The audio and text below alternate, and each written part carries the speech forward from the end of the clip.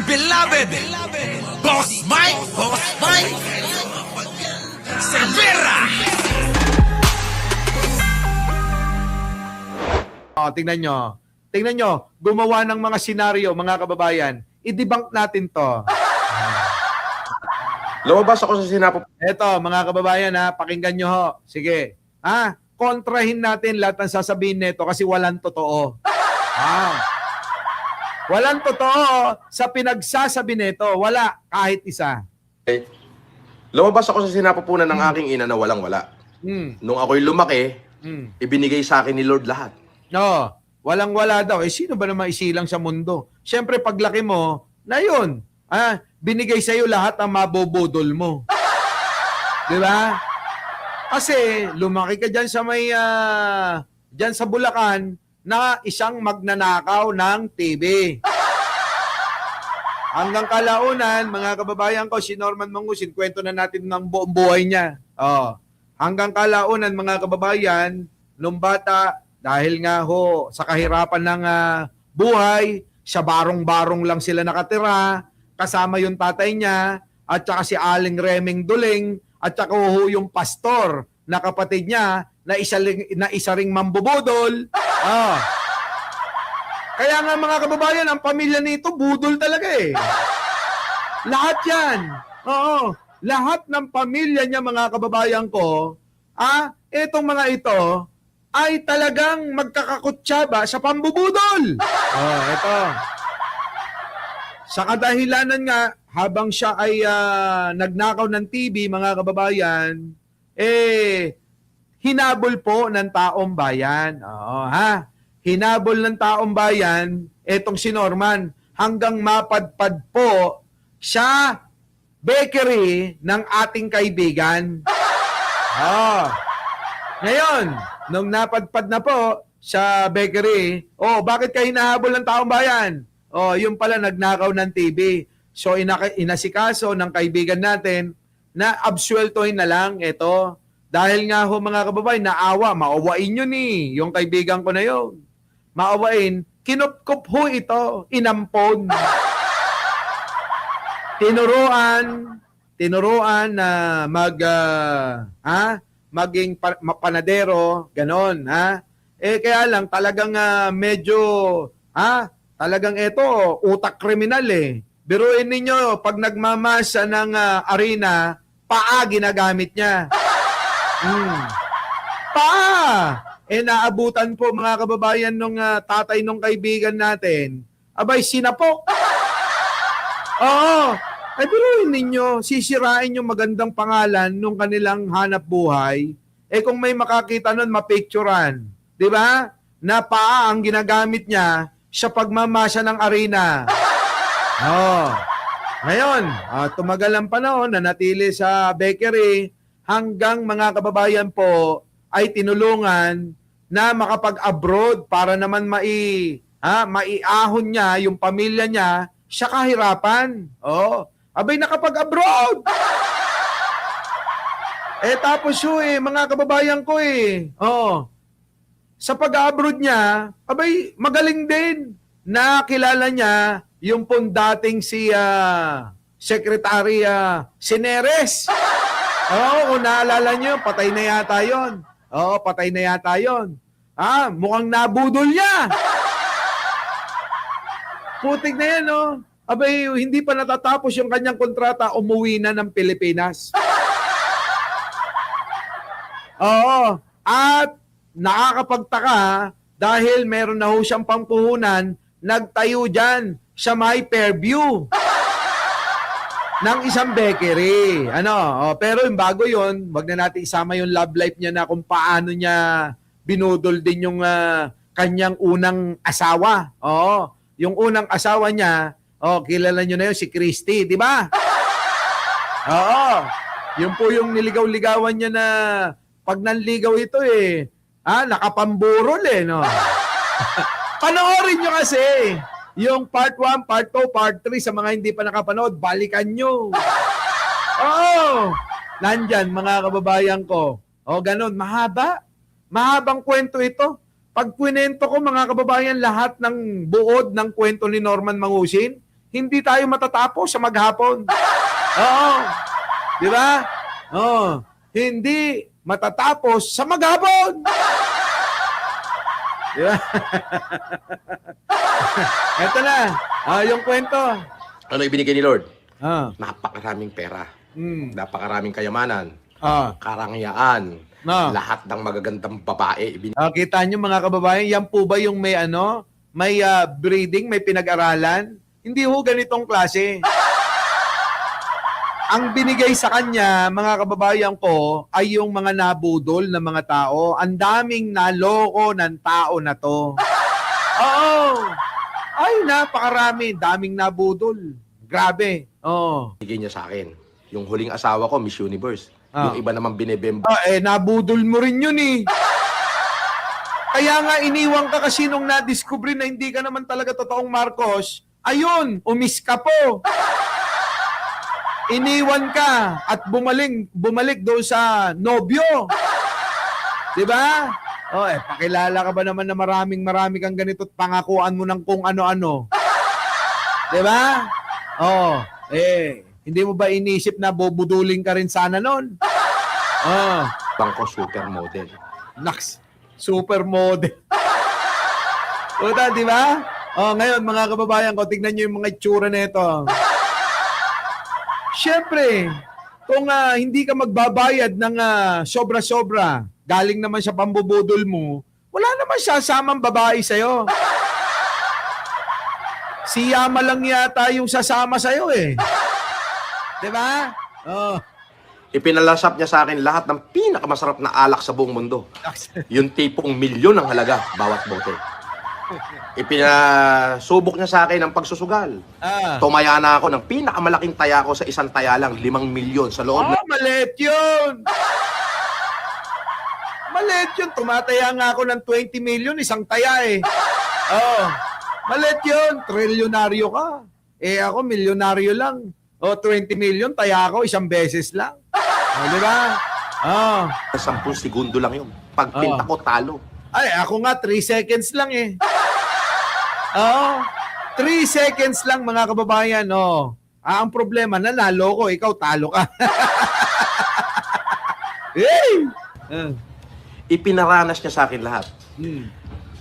I've been to Hollywood and I've been to Redwood. Ay, puta na! Ay, sorry!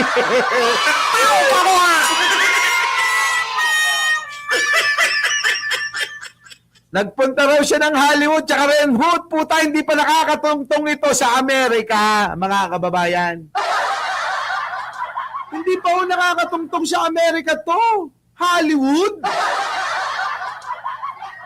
Mga kababayan, hindi pa nga nakakatungtong sa Amerika to kasi may kwento dyan. Oo. Yung isang kaibigang mayaman na inuhut-hutan niya, siyempre, akala Marcos siya. Abay, niyaya sa Amerika. Siyempre, expected mo na meron siyang US visa. Yung pala mga kababayan, wala. Kita nyo kung gaano ka-ignorant ito? Hindi niya alam na mayroong visa papuntang Amerika. Di ba? Hindi niya alam. Bobo nga. Yan, Aeroplano, jet setter, nasakyan ko lahat yan. Private jet, nasakyan ko yan. Helicopter, sobra-sobra. Ako lang ang first Pilipino na umikot sa buong United Arab Emirates. Paano mo naman na sigurado? Nakita mo ba yung helicopter ko? Diba? Nagpunta kami ng Avatar, mga kababayan ko. Dahil pagod na ako, isang tawag ko lang. Sunduin niyo ako ng helicopter. At gusto ko mag-ikot-ikot kami sa taas. Nakita niyo yan? Nakita niyo yan? Putik na yan. Lahat nga sabi ko sa inyo, niyayabang lahat nito. Kahit hindi naman siya. Mga kababayan, marami na ho. Panahon pa ni Imelda. Mga kababayan, marami ng Pilipino ang nag-helicopter, nag-aeroplano, at mga skydiving dyan po sa Middle East. Diba? Kita nyo? Diba, Alicia, no? Ganon kalupit ako. Diba? Bakit? Pinagyabang ko ba yon? Pinagyabang ko ba yon? Hindi ko pinagyabang yon. Oh, tala. Na naka-helicopter. Di ba? Ignorante kasi nga. Ignorante to. Si Norman Mangusin, napaka-ignorante. Oo, ang mga naloloko nito kasi yung mga hindi pa nakakarating ng ibang bansa eh. So, ano pang hahanapin ko? Ipinaranas na sa akin ni Lord yan. Nung dumating yung pandemic, sinubok niya ako sa isang panaginip. No. Alam mo sabi niya? Sinubok ka ng isang panaginip ni Mike Cervera yun. Di ba? Panaginip ni Mike Cervera yun, Norman Mangusin. Tatanggalin ko sa iyo lahat at makukulong ka pa. Willing ka. Kita nyo, ang galing gumawa. Ganyang kagaling gumawa ng mga gawa-gawang kwento to. Paniniwalain kayo sa mga istoryang likha lang ng isip niya. Hindi pa nangyayari at hindi pa mangyayari, mga kababayan. Siya lang ang may gawa niyan. Ba, naibigay lahat ng kayamanan mo na yan. Sabi ko, Kayamanan. Kailan ka nagkaroon ng kayamanan? Sige nga! Walang bahay, walang kahit na anong property, mga kababayan ko. Yung mga perang pinapakitang marami, basahan ang ilalim nun. Hindi totoo. Minsan mga kababayan, yung pera peke pa. Nakita nyo ba yung mga pinakita natin noon? Yung pong mga dolyar na nakapatong sa may tagwa $1. Saan ka nakakita nun? Di ba? Buti pa si Mima, meron tagwa $100 na bundle. Eto, wala eh. Di ba? Wala. Wala. wala akong pag-aalinlangan. Nag-vlog ako doon. Binanatan ko silang lahat. Putik na yun Ayong bala niya, kala nyo totoo talaga na. Kwento niya lang yan. Gawa-gawang likhang isip niya lang.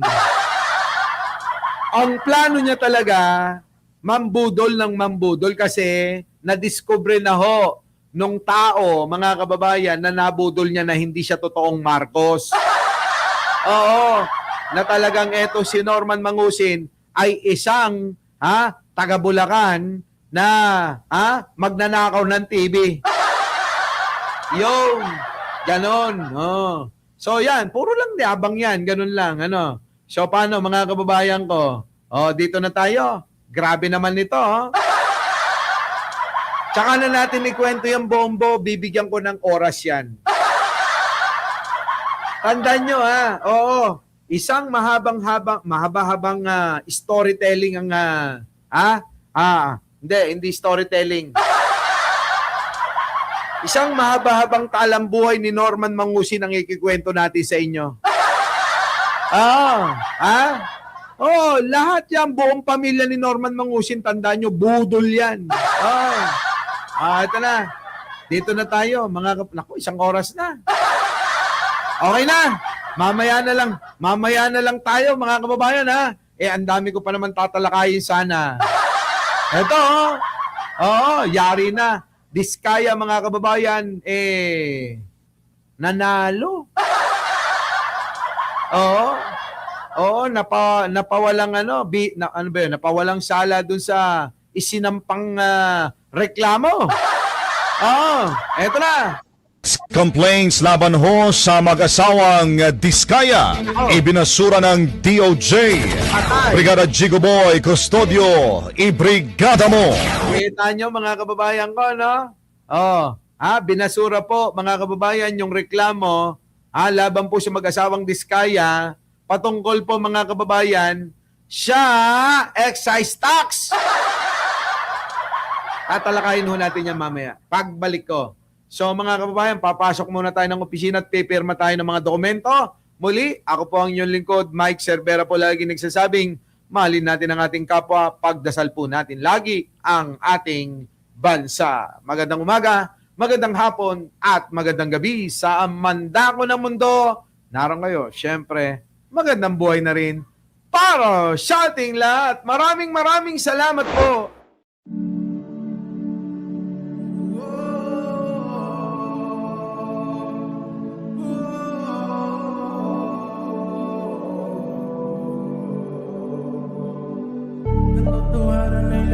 kahit pa itago, parang kinabukasan at araw na panibago. Nanailang tama sa mali kapag hinalo, mabuti ang magwawag ay masamay laging tama. Paano kung ikaw ay inaagrabyado, di natapakan na ang buong pagkatao? Mananahimik ka na lang ba't ilalaban? Huwag kang matakot, hayaan mong ika'y samahan ko. Ito na ang oras para lumaban, huwag kang umatras pag nasa katwiran. Panatilihing bukas ang isipan, katotohanan ang ating sandigan. Sa kadiliman, huwag matatakot, pagkat liwanag ang siyang babalot sa ating bayang Pilipinas, sa ating bayang Pilipinas. Oh Pilipino, magpapadaya ka ba kung kani-kanino? Papatulan mo pa din ba kahit amoy ang motibo na ikaw ay nililangin para makanakaw sila ng libo? Di tayo pokpok kaya't wag magpagamit, nakatutok man sa ulit at dilin ka sa langit. Kilayain na sa rurok pa ba ng mga balakid? Pagkat hanggang ngayon nagtatanong pa rin ako ng bakit, kaya di pa rin nasusolusyonan mga problemang kinakaharap ng pamayanan. Sabi nila yung lahat nagkat, ngunit bakit yung iba wala ngang naipundar? Magpupulag-pulagan ka na lamang ba? Magtutulog-tulugan, gumising ka.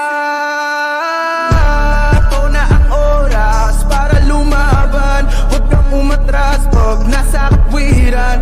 Panatilihing bukas ang isipan, katotohanan ang ating sandigan. Sa kadiliman, huwag matatakot, pagkat liwanag ang siyang babalot sa ating bayang Pilipinas, sa ating bayang Pilipinas. Gagaling magsalita, maaari ka nilang makuha ng bigla-bigla. Mga mapangmanipula, kung di mo maaapila ay maniniwala ka, ngunit sa dulo wala sila nagawa kahit isa. Yung akala mong tutulo sa iyo na magbanat ng buto ay siya ring magdadagdag sa pinubuhat mong bato. Gagamitin ka lang pala sa pansariling gusto, ikaw naman ang daling nagpahuto. Maging matapang sa pagharap ng hamon, langoyin ang dagit kahit mataas ang alon. Kasama mo ako at kakahandang tumulong, pagkat mahal ko ang bayan at ang Diyos na Panginoon.